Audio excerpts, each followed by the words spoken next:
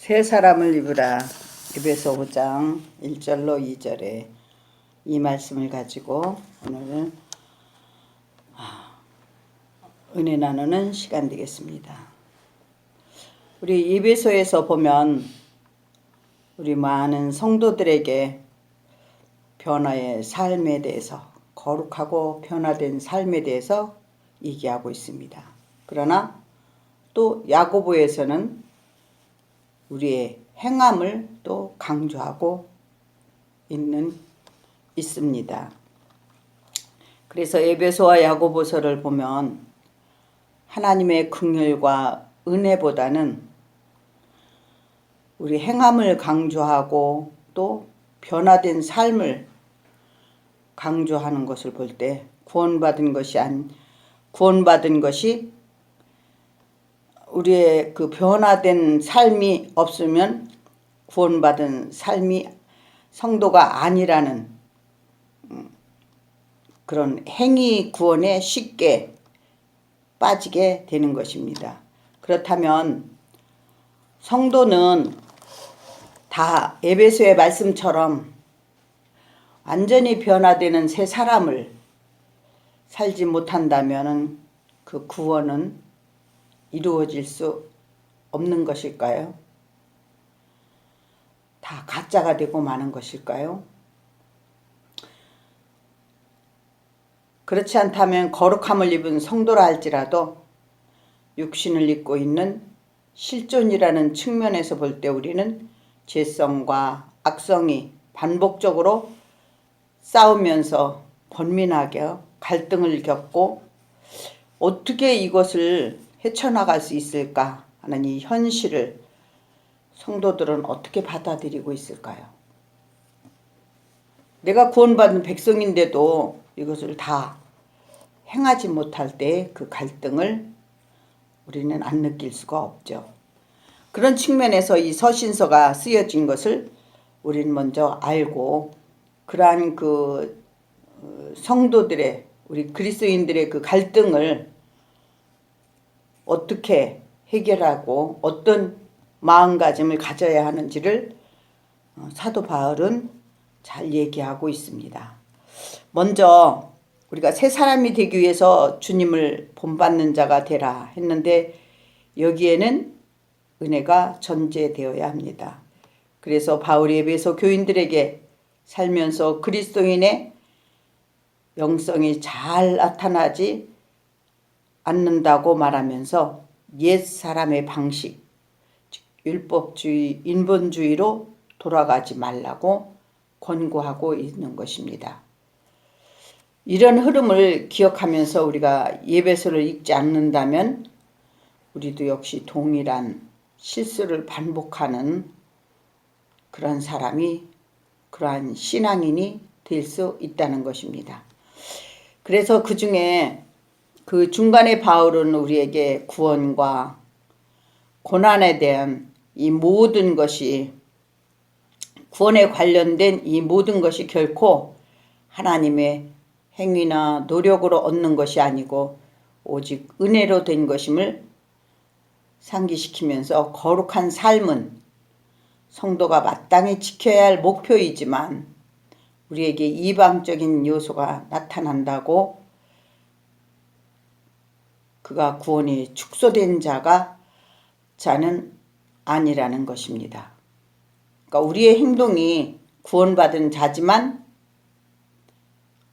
거룩한 행동이 꼭 다 나타나는 것은 아니라는 것이죠. 또 그러한 죄를 졌다고 해서 꼭 그가 구원받지 못한 자라고 판단할 수도 없다는 것입니다. 그래서 중간에 은혜를 듣고 나오는 은혜를 말하고 있는 것이에요.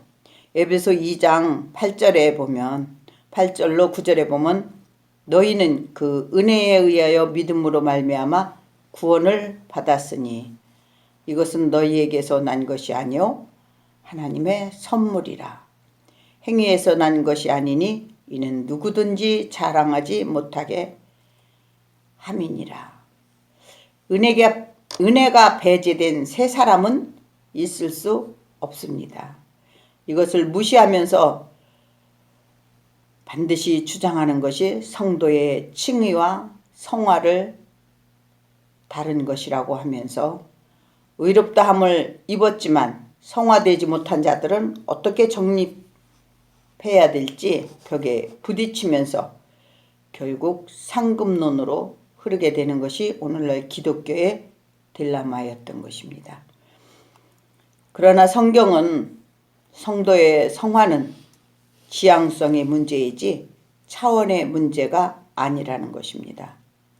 즉, 세 사람이 성화적인 측면으로 지향적인 그 문제가 무엇인가를 우리는 알아보아야 될 것입니다. 우리가 지금 얻고 있는 성도의 신분과 지위는 은혜에서 비롯된 것이며 그런 측면에서 우리는 완성된 구원을 은혜 안에서 누리고 있지만 거룩한 성도의 지향성과 방향이 경주는 아직 끝나지 않았다는 것입니다. 주님이 내 안에서 소원을 두고 행하시는 성령의 행하심을 천국에 갈 때까지 주님께서 성도의 완성된 영화를 맛보게 하시기 위해 끝까지 견인해 가실 때 하나님의 미래적인 구원을 믿어야 합니다. 그러므로 우리는 아직도 죄의 몸에 살기에 보시다시피 자주 허점도 보이고 실수하는 것도 목격하게 되는데요. 이것이 이상한 것이 아니라는 것입니다. 다만 성도가 그 목표를 향하여 달려가는 시점에서 쓰러지고 넘어질지라도 계속 앞에 표대를 향하여 나아가는 것이 구원의 현재를 살아가는 성도의 바른 자세라는 것입니다. 그래서 성도는 계속 그리스도를 배워야 하는 것이고, 그렇다면 우리는 그리스도를 어떻게 배워야 하는 것입니까? 그 점을 우리 같이 에베소 4장 17절로 24절을 같이 봄으로 알겠습니다. 에베소 4장 17절로 24절까지요. 그러므로 내가 이것을 말하며 주 안에서 증언하노니 이제부터 너희는 이방인인 그 마음에 허망한 것으로 같이 행하지 말라. 그들이 총명이 어두워지고 그들 가운데 있는 무지함과 그들의 마음의 굳어짐으로 말미암아 하나님의 생명에서 떠났나니 또다. 그들이 감각 없는 자가 되어 자신을 방탕방임하여 모든 더러운 것을 욕심으로 행하되 오직 너희는 그리스도를 그같이 배우지 아니하였느니라. 진리가 너희 안에 있는 것 같이 너희가 참으로 그에게서 듣고 또한 그 안에서 가르침을 받았을진데 너희는 유혹의 욕심을 따라 썩어져가는 구습을 따르는 옛 사람을 벗어버리고 오직 너희의 심령이 새롭게 되어 하나님을 따라 의와 진리의 거룩함으로 지으심을 받은 새 사람을 입으라. 여기에 말씀을 볼 때 우리가 예수 그리스도를 계속 배우고 아는 것이 새 사람이 되는 길인 것입니다. 그러면은 그 예수를 알기 위해서는 먼저 새 사람은 지식의 문제인데 바로 골로새 3장 10절에 보면 새 사람을 입었으니 이는 자기를 창조하신 이의 형상을 따라 지식에까지 새롭게 하심을 입은 자라. 그래요. 우리 그리스도인들은 계속해요 반복적으로 배워야 한다는 것입니다. 그렇게 하여 주님과 나와의 간격을 날마다 발견하고 그 앞에서 나라는 존재가 함몰당하는, 즉 자기 부인당하는 경험이 나타나는 것이 매 순간순간 고백되어야 한다는 것입니다. 그렇게 고백되어질 때 이것이 날마다 나를 새롭게 변화시키는 것입니다. 이것은 사도 바울은 이렇게 묘사하고 있죠. 고린도후서 4장 16절에 보면 그러므로 우리가 낙심하지 아니하노니 우리의 겉사람은 낡아지나 우리의 속사람은 날로 새로워지는도다. 이 말씀을 볼 때 우리의 겉사람은 후패하지만 속사람은 날로 새롭게 된다고 했습니다. 여기서 겉사람이란 육적인 나의 허물을 벗겨져야 하며 속사람인 그리스도 안에 있는 내가 드러나야 된다는 것입니다. 그러므로 이것은 내가 얼마나 더 깨끗해졌느냐 아니냐의 문제가 아니라 내가 주님께 얼마나 정복당하였느냐 영적인 문제인 것입니다.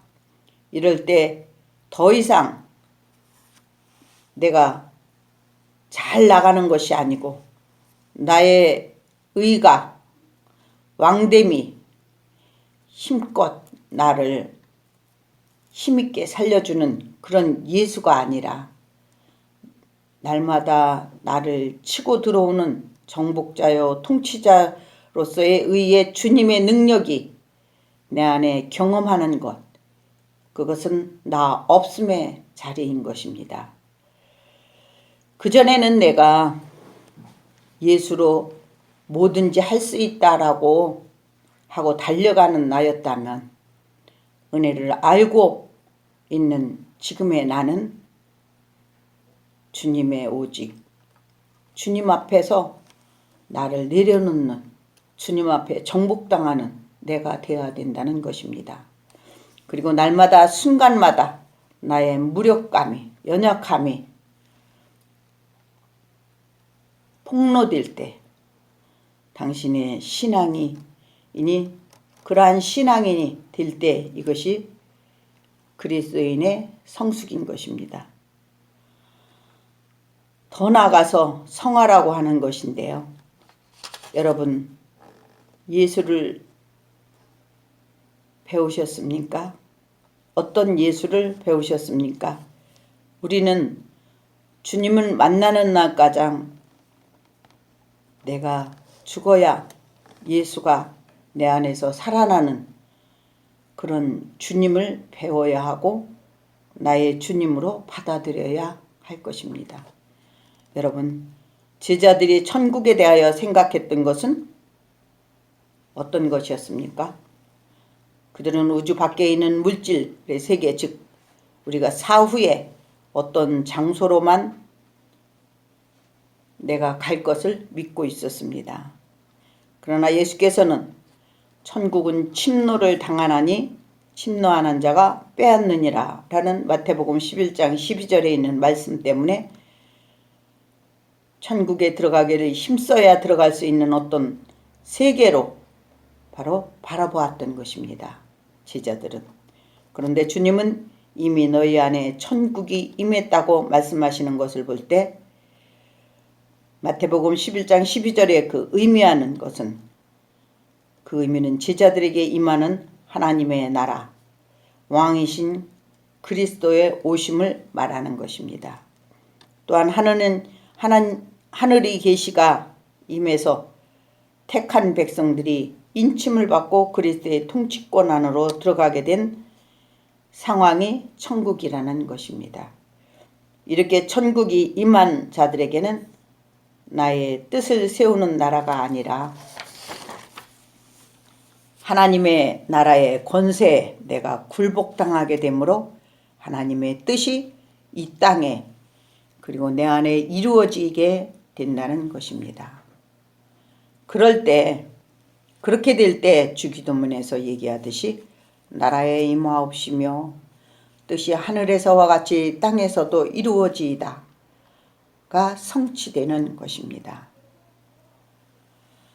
그럼에도 지금도 나의 주님의 뜻에 굴복당하지 못하고 내 뜻을 이루기 위해서 내게 능력을 달라고 또 나의 문제를 해결해 달라고 또 내가 이 세상에서 잘되게 꽃길만을 걷게 해달라고 그런 주님을 지금도 찾고 계십니까?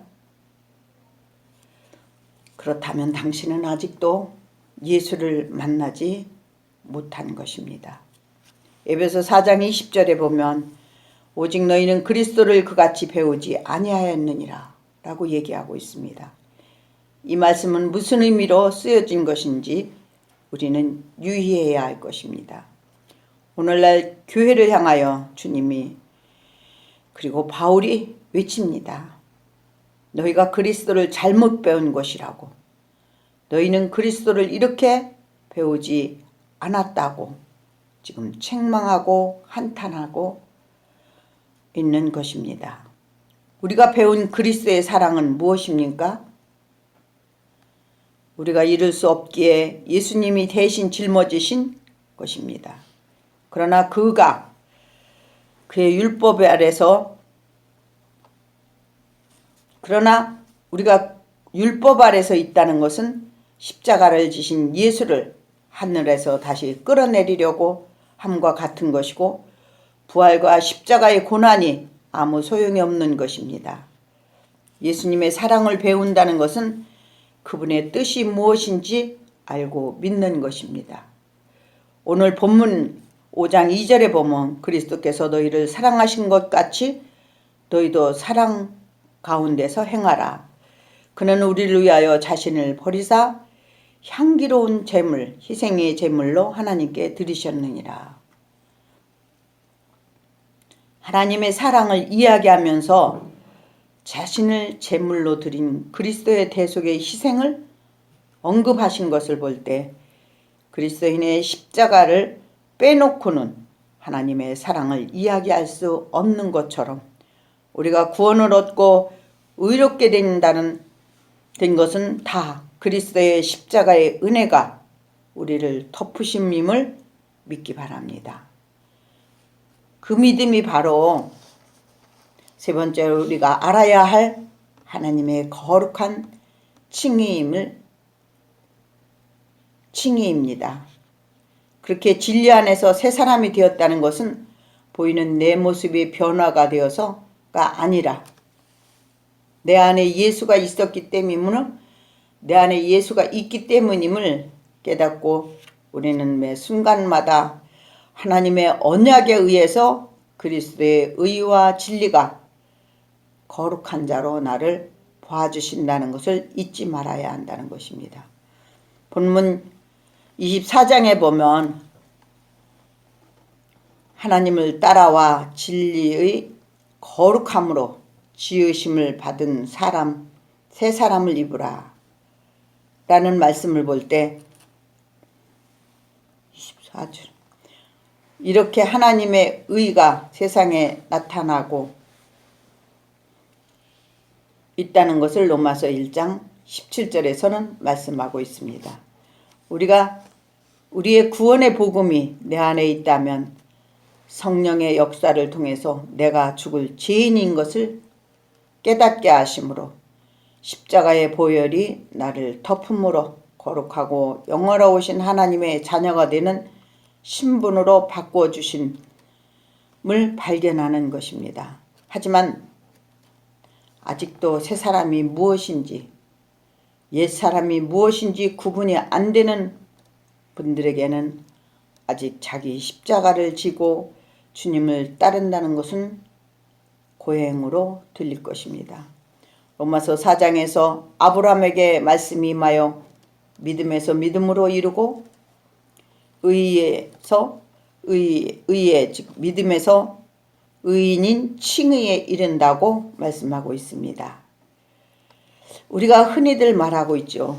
내가 스스로 예수를 믿는 것처럼 말은 하지만 로마서 4장에서 보면 아브라함에게 말씀이 임함으로 믿음에서 믿음으로 이르렀다는 것은 하나님의 택하심이 있었기에 우리는 예수를 믿게 되었다는 것입니다. 이 말씀은 나 스스로가 하나님을 믿은 것이 아니라는 것이죠. 그래서 에베소 2장에서도 믿음은 은혜라고 하는 것입니다. 성경은 왜 그런데도 하나님의 은혜가 거저주신